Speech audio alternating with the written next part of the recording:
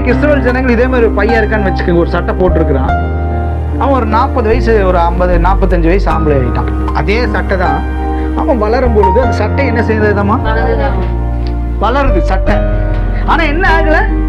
பழசே ஆகல. என்ன தேவன் பாருங்க. அல்லேலூயா. அவர் தாங்க நம்ம தேவன்.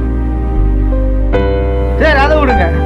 செருப்பு பாக்குறாச்சா, அவன் போடுறது 8 சைஸோ 9 சைஸோ. ஆனா வளர வளர என்ன, அது கால் வளரும்ல. அப்ப அவங்க போட்டு பாதராட்சி என்ன செய்தாமா? வளர்றது மாத்திரம் இல்லாம பழசாக மாட்டேது, தேயவே மாட்டேது. நம்ம போடுற செருப்பு தேயுமா? தேயாதுங்களா? ஒன்னா பியும் இல்லைன்னா தேஞ்சு போயிடும். ஆனா அது கூடையே வளர்ந்து தேயாம, அந்த வசனம் அதுதான் சொல்லுகிறது. அவர் தமது வழிகளை மோசேக்கும் தமது கிரியைகளை இஸ்ரவேல் புத்திரருக்கும் தெரிய பண்ணினா. நான் யார் தெரியுமா?